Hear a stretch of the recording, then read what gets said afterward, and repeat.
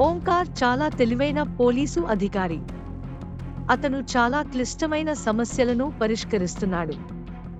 అతను ప్రస్తుతం ప్రఖ్యాత నేషనల్ మ్యూజియం నుండి సరస్వతీ దేవి యొక్క అరుదైన మరియు పురాతన విగ్రహం అదృశ్యమైన హై ప్రొఫైల్ దొంగతనంపై దర్యాప్తు చేస్తున్నాడు.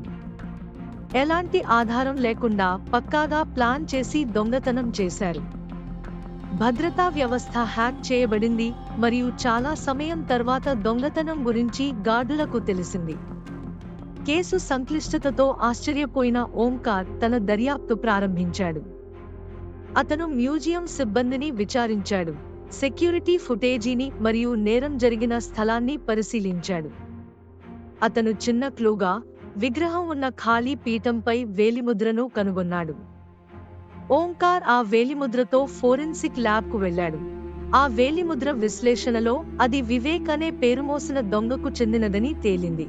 ఓంకార్ వివేక్ ఆచూకీని కనిపెట్టాడు మరియు నగర శివార్లలోని ఏకాంత ఫామ్ హౌస్లో అతన్ని కనుగొన్నాడు. Omkar farm house store room లోపల దొంగిలించబడిన సరస్వతి విగ్రహంతో సహా కళాఖండాల నిధిని కనుగొన్నాడు. వివేక్ తప్పించుకోవడానికి ప్రయత్నించాడు కానీ పట్టుకున్నాడు. విచారణలో వివేక్ తాను ది కలెక్టర్స్ అనే పెద్ద సంస్థలో భాగమని, అతనితో పాటు చాలా మంది సంపన్న వ్యక్తులు ఆ సంస్థలో ఉన్నారని వెల్లడించాడు. మరియు ఎలాంటి క్లూ లేకుండా దొంగతనాన్ని ఎలా పక్కాగా ప్లాన్ చేసి అమలు చేశారో వివరించాడు. ఓంకార్ వారిని పట్టుకోవాలనుకున్నాడు.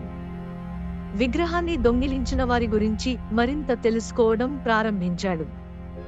రహస్య గూఢచారులు, స్మగ్లర్లు మరియు పెద్ద వ్యాపారవేత్తలు వంటి చాలా మంది వారికి సహాయం చేస్తున్నారని అతను కనుగొన్నాడు. దీనితో ఇది చాలా పెద్ద సమస్యగా మారింది. నెలల పాటు శ్రమించిన తర్వాత ఓంకార్ తన బృందంతో కలిసి ది కలెక్టర్స్ యొక్క నెట్వర్క్ను కనుగొన్నాడు. వరుస దాడులు మరియు అండర్కవర్ ఆపరేషన్స్ ద్వారా వారు సంస్థలోని ముఖ్య సభ్యులను పట్టుకున్నారు.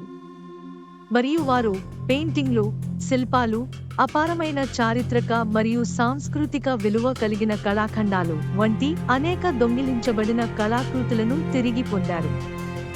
ఓంకార్ అంకిత భావం మరియు పట్టుదల విస్తృతంగా ప్రశంసించబడ్డాయి.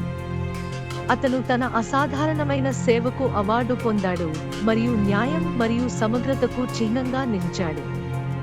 దొంగిలించబడిన సరస్వతీ దేవి విగ్రహం కేసు దేశంలోని అత్యుత్తమ పోలీసుల్లో ఒకరిగా అతని ఖ్యాతిని పదిలం చేసింది.